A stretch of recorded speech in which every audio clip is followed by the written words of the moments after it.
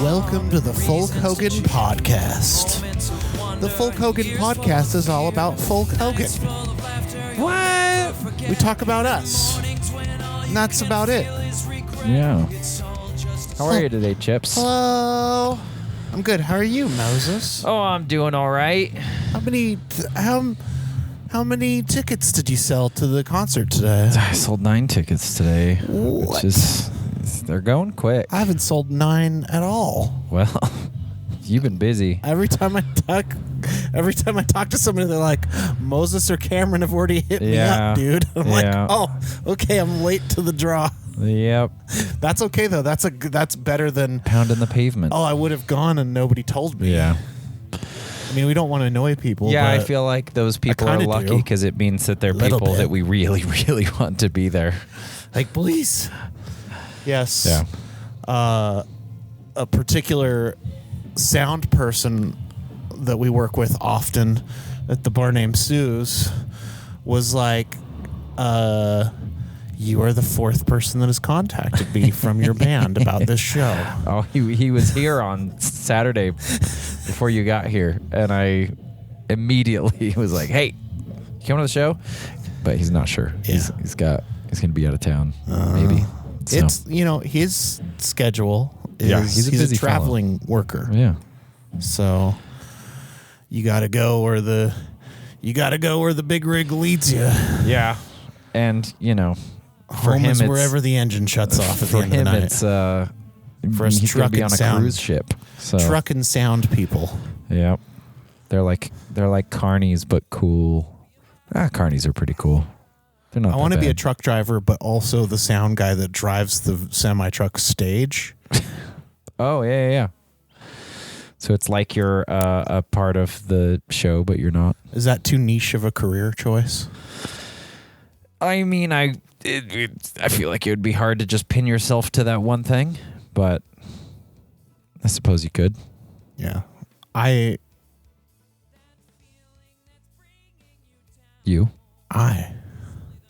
don't know. I gotta think about it. Well, we just had those 2 episodes with Pete. Yeah. Lovely Pete. It was so nice of him to come around. Love that guy. It's just such a sweetheart. Every time I see him, gotta give him a hug. He's one of the best guys out there. Yeah. Time flies when you're hanging out with Pete's. For sure.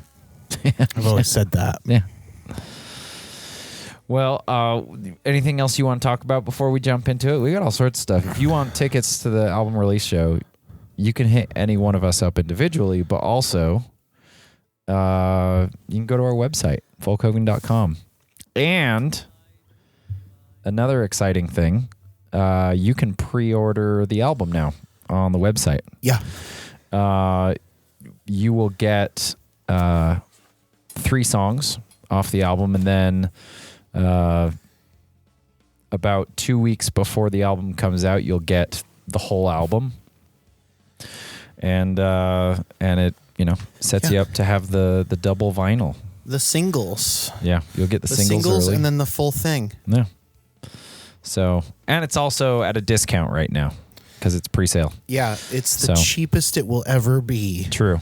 Until the band is done. Yep, until we're trying to get rid of boxes of vinyl records in like 42 years. Yeah.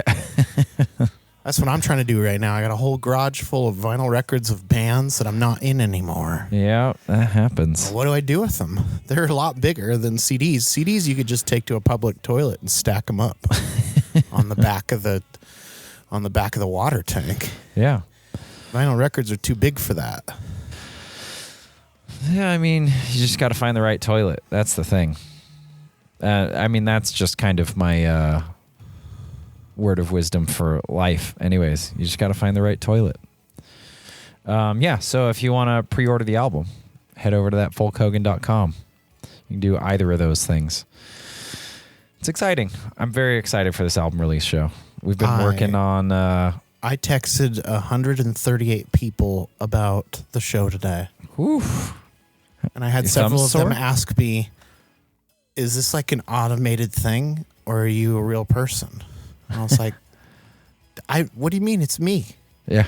I've been sitting here for an hour. You know, it's funny. I've texted people, but I've typed out every one of those. I haven't like copy pasted. And I did don't know. copy paste. I feel better about it. But I copy pasted because I included a calendar event. oh, clever. If you go into Google and you create a calendar event, you can invite people by link Nice. instead of by email like Yeah. we typically do. Yeah. And so I just put that there just for those people that are kind of on the fence. Yeah. Like I have people that text me about stuff all the time or like, hey, are you going to go to this thing? But I thought, if somebody texted me the calendar link, I'd probably just, because that's usually what I do is I usually just add it to my calendar. Yeah. And then as I'm looking at my week or my day or whatever, my month, I'm usually like, oh, hey, look, so-and-so show is on Friday. Do you want to go? Yeah. But in this case, if you wait that long, it's going to be sold out. Yeah. Yeah. I don't know. I was like, how can I make this easy on, what would I want? How do I make this annoying thing that we're doing, which is interrupting people's day, a little bit less annoying? Yeah.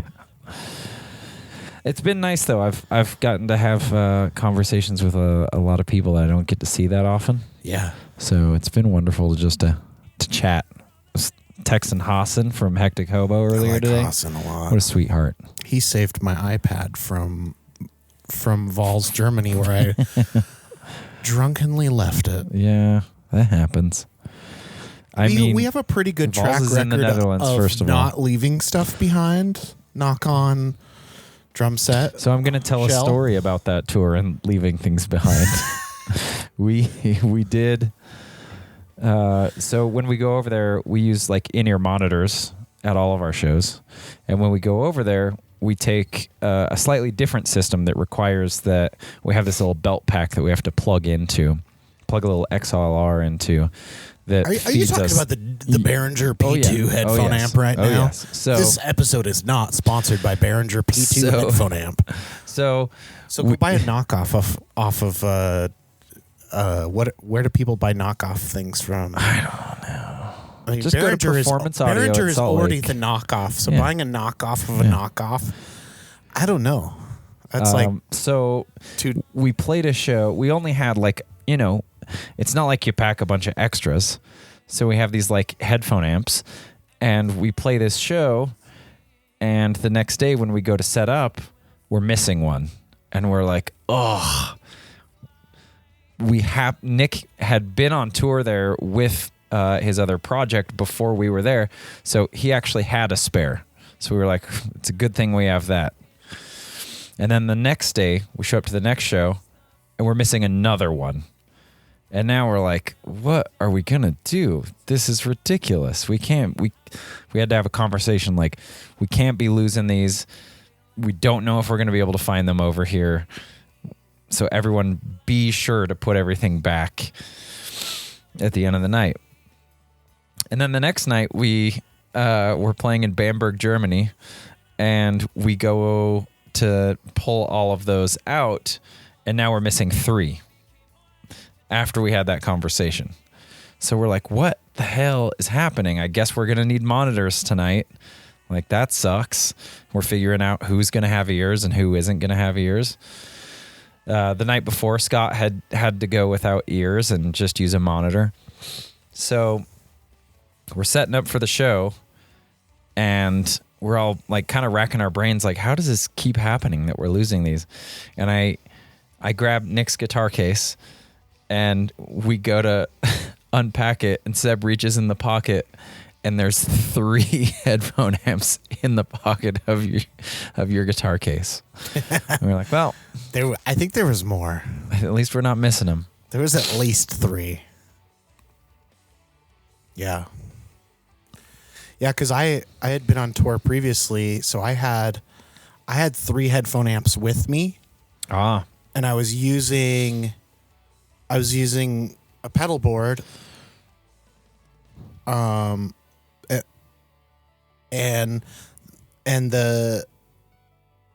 Arya. I was using Arya's pedal board, and Arya had been storing her headphones and her headphone amp like in her pedal board and her like other cases. That I didn't want that headphone amp rattling around and potentially like cracking the screen of the interface of that pedal board or whatever. So at the end of every night, I would throw it in my guitar case, and we'd be busy with different stuff. So several days in a row, somebody else would go to set up and be like, let's plug in Nick's headphone amp. Let's plug in one for you. Let's plug in one for you. Oh, wait, we're short one for Scott. Oh, and then and so on and so on. But I just thought I was using my headphone amps, and at the end of the night, I would just put it away. Right. Where just drop it in the pocket. And I never There's no point where I was like, let's go through the entire bag of stuff that I have of extras to make sure that I'm not troll. Yeah, because you're only putting one in there. Yeah. So it was silly. Yeah. One of the comedic moments from that last tour, and there were plenty of them.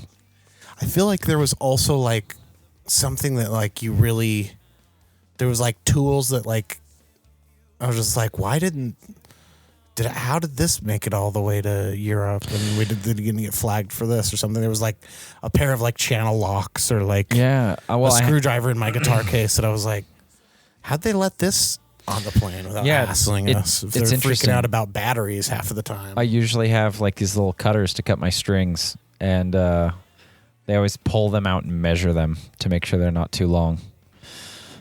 Got to do what they got to do, I suppose. Keeping us safe. Don't want anyone using flush cutters on an airplane. So, well, Chips, you got anything you want to talk about, or you want to dive right in? The only thing that was important to me was making sure we talked about the new album. Yeah. All we talk about is the new album. Pretty much. Because it's all that's been exciting since we started this podcast. Yeah. And we're it's really a lot excited. To be excited about because it's been like years and years behind the scenes of putting this together. Yeah. So yeah, I that covers me. Yeah, it's the years of working on the music is one thing, but like now that it's recorded and we've like dealt with the mixes, dealt with the masters, dealt with all of the things we needed to deal with. You've been doing all the artwork and the website stuff and the printing and handing all of the important things. So now it just feels more real. Like it's getting closer to being a real thing, Yeah. So that's been super exciting. Our beloved number one fan, Rob Page, texted me earlier and was asking about how I felt about the album. And I was like, man, I'm about to send you a wall of text longer than the Great Wall of China. I got a lot of things to say about it. So, yeah. Anyways, so let's jump into talking about a song from Behold. We're going to talk about Take Me to Your Leader. Take Me to Your Leader is a real dark song. I've mentioned on the podcast before how I very much enjoy writing songs about terrible things. And the fellas in the band have joked many times about how you can always tell what songs I wrote because someone dies in the song. I don't know why that's a thing, but it is. I'd never heard that, but that's funny. Yeah. So, Take Me to Your Leader is another one of those dark songs where somebody dies. It is a song that starts out about a man that enters a church. And set in olden times, ye olden times. And he proceeds to essentially start giving a confession of terrible things that he's done and how he knows that the things he's doing are wrong, and how he knows that he talks about how his blade has never been thirsty. He's a stone cold killer, and he's a mercenary type. Gets paid to kill bad folk, and as the song goes on, it continues to get darker and darker and meaner, until it essentially gets to a point where the preacher says, like, hey, you're here in the church. All you have to do is repent. All you have to do is,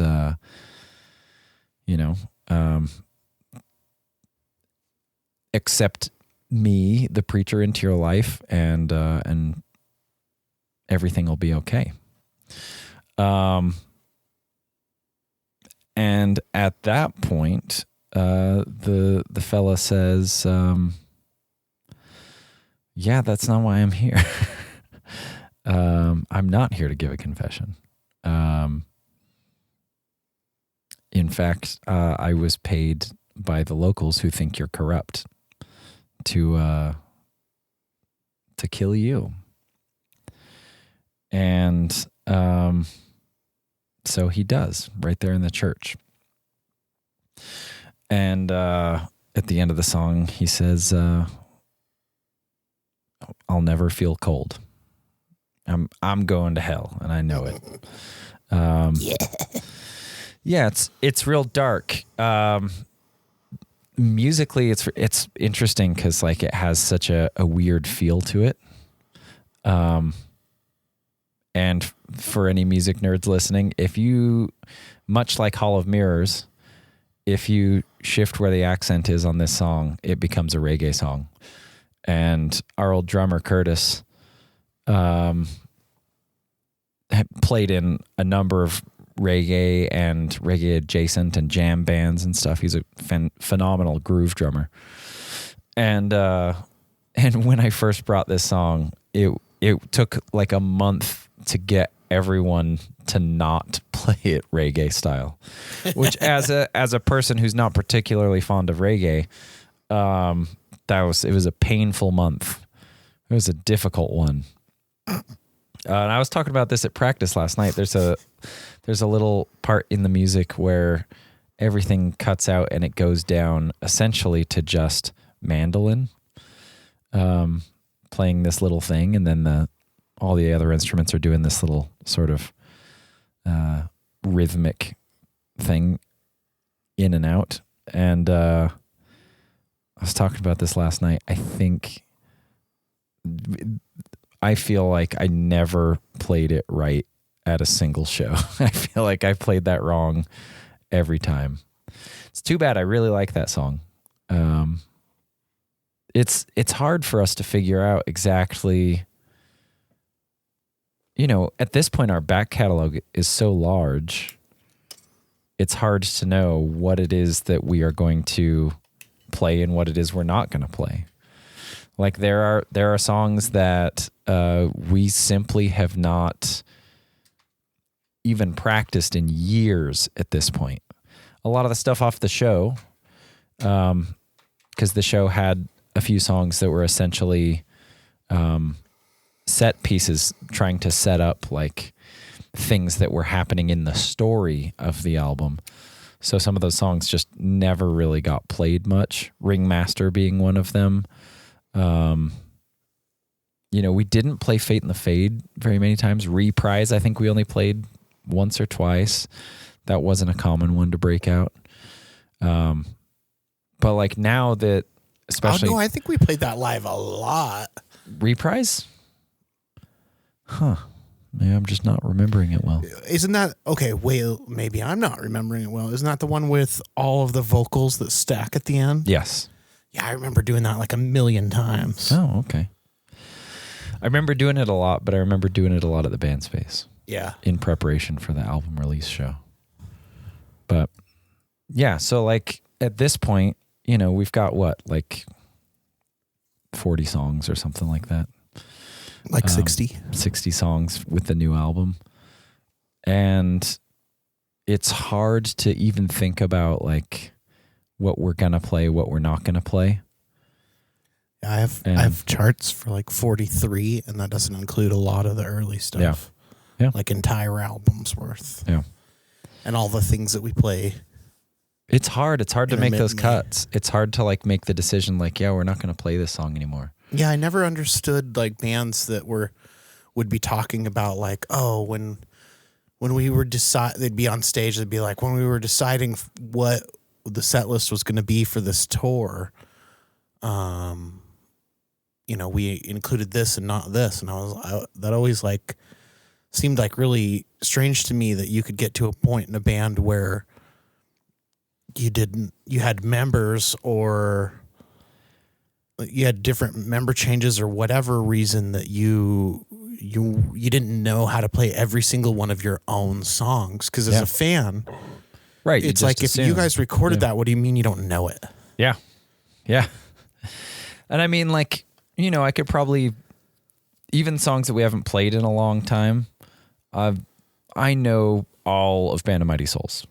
Like, we played that album to death for so long. I know all those songs. I'm pretty sure I can play through most things on the show, if not everything. Well, and the recording process has changed a lot over the years for us and bands in general. I mean,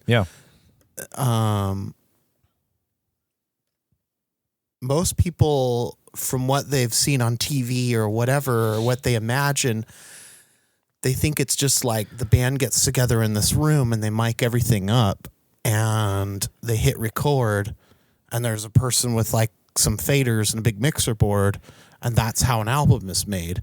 And that style of recording hasn't been popular since we started doing it digitally. Since the 60s. Yeah. I mean, since the 70s.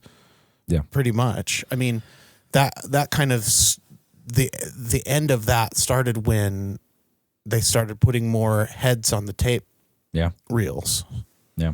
And they could go back and do things. And it's not to say that everything is just all of a sudden faked pop production. It's, you know, I mean, a pretty face that they're putting in front of someone else's work, Milli Vanilli style, but there is a lot of people that write as they're recording, and so that's something we've messed around with a little bit too. So that's what we're in the process of right now, is kind of rehashing some of we're actually relearning some of the parts that we wrote in the studio to get them ready to perform. Yeah.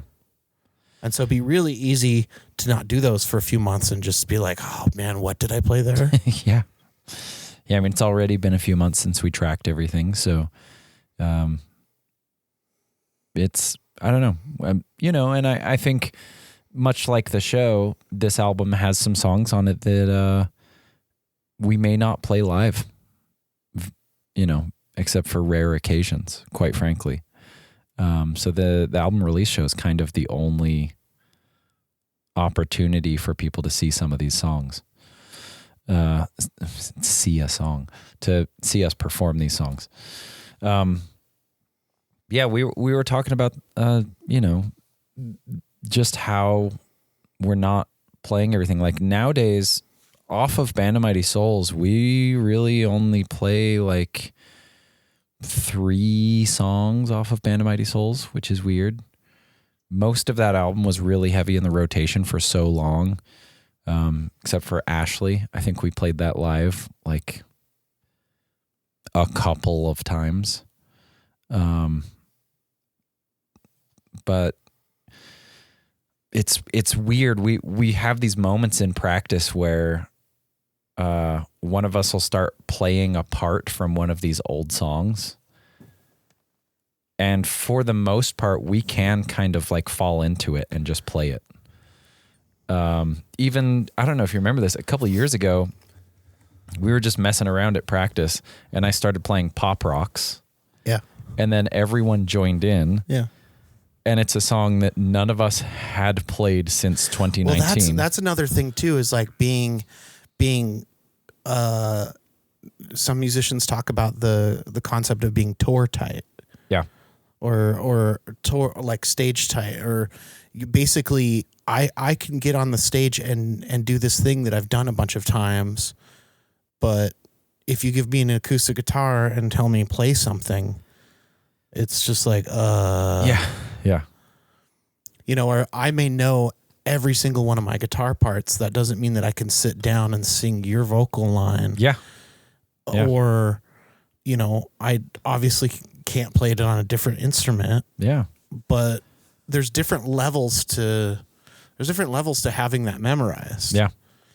And your role in the band often is being able to look at every individual part and how it comes together in a way that most of the other band members aren't thinking of. Yeah. You know, I'm just like guitar, and I have no concept of what's happening in the drums and in the banjo other than, you know, some sort of vibe that I'm picking up. Right. Yeah. Yeah. And you can be like, oh man, you actually play that snare roll for a little bit shorter. Yeah. So yeah, I mean, especially with the new album, you know, going through revisions, this is another thing people may not know. Like once you record something, the engineer gives you like a rough mix. They put all the tracks kind of in a general area, and then you listen to it and you decide what needs to be louder, what needs to be quieter. You can pan things left and right. So if you want that to change, it's, and so, you know, you'll go through a dozen iterations of that where you're constantly adjusting things up and down and left and right and trying to find what you want. Oh, I noticed a weird noise. Let's take that noise out.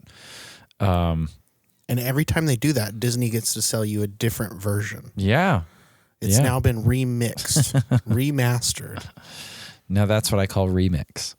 Now that's what I call music. So usually by the time that we even release an album, we have absolutely worn it out. We've listened to it so many times. Plus, we've played through all the songs so many times that like it kind of gets to a point where you just inherently know what it's supposed to sound like. So it's easier to notice if something's a little bit off. And, you know, and then when you go back, you know, and then because you've listened to it so many times, once it comes out, you don't listen to it. You just had to listen to it for 6 months. So you're not going to listen to it for a long time. And I went like, oh man, I went like 13 years before I listened to Band of Mighty Souls. Or no, not 13 years, like 10 years before I listened to Band of Mighty Souls again. And for years I just was like, I can't stand it. I can't hear it. It drives me insane. And I listened to it a while ago and I was like, hey, it sounds better than I remember it sounding. So that's nice. But back to that original point, like, man, it's weird to have so many songs in the repertoire that we can pull out on occasion. But it's weird that we don't play all of those, and it's just not feasible to play all of them, quite frankly. Like, you know, if we're playing a 3-hour set, that's still only like 36 songs, right? Something like that. Yeah. So it's like, you know, that's just over half of our songs. So it's pretty easy to not have to play some of the songs. Yeah. I used to play a pizza place And at one point they were like, hey, we're going to change formats and you can only play original songs here now. And it was like a 2 or a 3 hour playtime. Yeah. With breaks and everything. Like a few, like 3 hours, 2 15-minute breaks is kind of like a standard full night. Yeah. For a lot of places. And so I was like, oh, okay. And I like went through the calculation and I was like, I just barely have enough material to play the whole thing through. Yeah.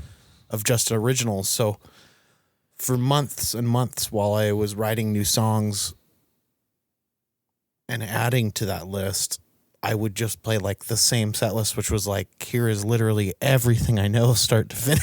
Yeah. And that's how it kind of was with the early days of Folk Hogan is, Yeah. you know, we started playing shows and then we got offers to play different kinds of shows. And some of those are, you know, the full night at a bar kind of thing. Yeah. Or splitting that with another band or 2 other bands. And so, you know, if you're splitting the night with another band, you're both playing an hour and a half. Or if there's 3 bands, you're all playing, you know, up to like an hour, but typically 45 minutes or something like that. And so, you know, we had a point where we booked that first 3 hour show and we looked around in Jared's garage and we're like, okay, how are we going to fill this time? Yeah. And Jared's like, well, you play a few songs solo and you play a few songs solo and I'll play a few songs solo. Yeah. And then we'll have the whole band come up. Yeah. And we were like our own songwriters in the round. Yeah. Yeah, that was fun. I forgot about that. I was at Green Pig way back in the day. Yeah, now like we're at the opposite end of that spectrum where we have to decide what not to play. The Green Pig Pube. I don't know. Yeah, off the show, I was just looking at this. We play Fire Breather. And that's pretty much it. Band of Mighty Souls. That's not on the show. Oh, the show. Yeah. The show. Yeah. The show. Once in a while we play Flying Trapeze. Yeah. We are going to start playing the show again more often, and Freak Show probably. And, you know, Beast and Bearded Lady is always in the back pocket in case Rob's at a show. Yeah. So one of the ideas I've struggled with back and forth and I could be easily pushed either way towards is at one point I thought it would be really fun to do like here is the 10-year anniversary of our release of this album. Yeah. And do a show where we specifically focus on one of those old albums. Yeah. But the last few years have burnt me out so bad on retraining and retraining different members that at this point I'm like, I want to move on and I want to write new stuff and I don't want to be a cover band of our own band. Yes. Yeah. I don't want to be a legacy act where we're like getting up there and we're like, yeah, we're still Foreigner. Yeah.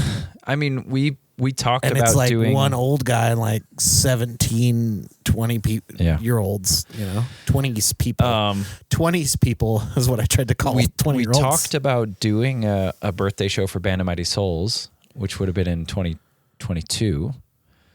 And again, it was like we were focused on getting this album done, and that was 3 years ago, you know? Yeah. And a couple days before this new album comes out would be the 10-year anniversary of the show. So, yeah. You know, it would be fun to do that. And I think that if we continue at the pace that we're working right now, I think that that's a reality. That is something we could accomplish, is to do a show like that. Because, you know, most of the stuff on the first album is pretty simple. Yeah. We were all, you know, Canyon and I specifically were learning how to play our instruments when we wrote all those songs. So it wouldn't be too crazy. Yeah, like there's part of me that it's like there are our own songs. Like it's 12 of them. Yeah. Most musicians that are in cover bands have to learn songs weekly. 120 and how songs. long could it possibly take for you to learn 12 of your own songs? Yeah. But then on the other hand, I've got that doubt in the back of my mind of like, well, when we stop to like do this Rage Against the Machine set for Halloween, for 3 months, nothing else happened. Yeah. And so for 3 months, because we made that one decision, we didn't make progress on anything else. Yeah. And that opportunity cost is what it eats at me about the idea of doing those. Yeah. Yeah, it's reasonable. It slips away from you so quick. So I'd have to be like I'd have to like dip my toe in it and be like, okay, we're going to do a rehearsal of all of these just to see how they go. And I feel like Band of Mighty Souls would be so easy to play through that album because, again, we played, Zombie Prince is probably the song that we've played more than any song ever in the history of the band.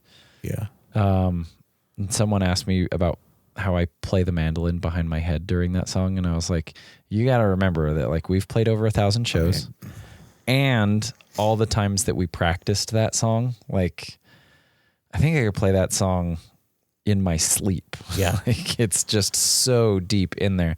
And a lot of the other stuff on that album, same thing, like March of the Drunkards, Larry the Legend, Mayor Jones, Bootlegger's Dance, like all those songs True Love Song, I could easily play that stuff. So I don't know, maybe one day we will bring some stuff back here and there.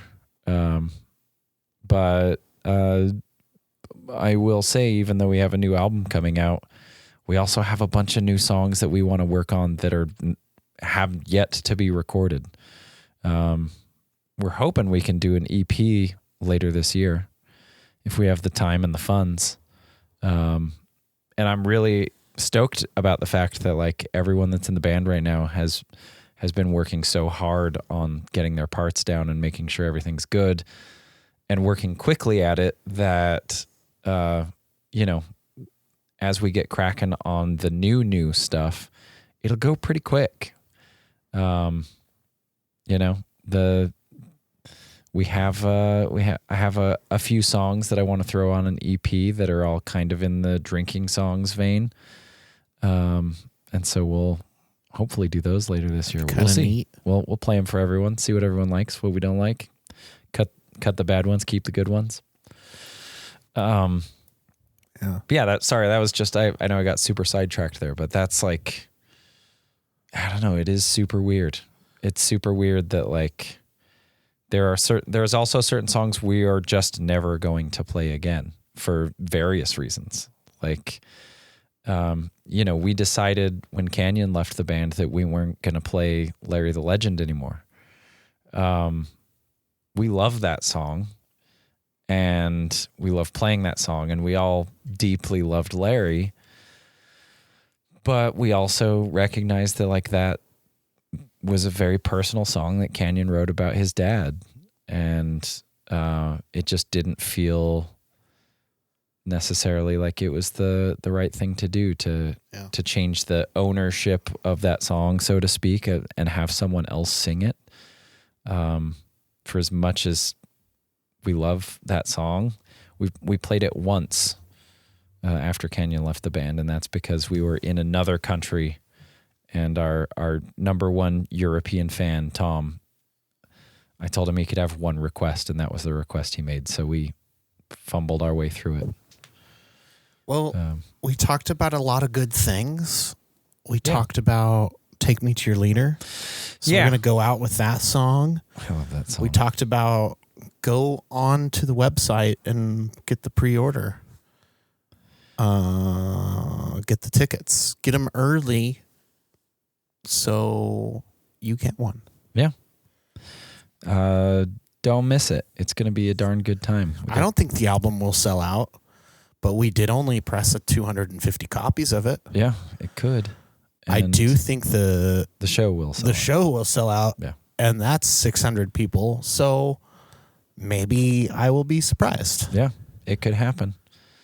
Do 250 out of 600 people have record players? 50% of people that buy records don't own a record player. I lost my turntable in the divorce, so I need a new one. Oh, so if you need a record player, contact me and I'll find you one. Okay, let me try. Hey Nick, be a record. I need a turntable. Player finder band. All right, thanks for listening. We love you guys. Job. Come to the show. Come give us high fives. And Cameron has already stated that anyone that comes to the show, he'll give you a little smooch right on your tummy like this. Wait a minute. Okay, that is the right song. I'm losing it. I'm losing it in my old age.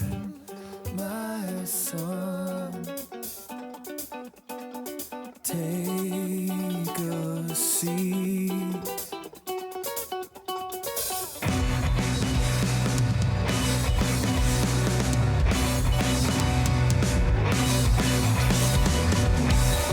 Preacher, I've done some terrible things. I have been gifted with horns, not wings. So open your book and tell me my fate. Am I your child? Is it too late? And I know that I'm not right. The storm that brings me here is gonna take me out tonight. In the end, there will be no light. So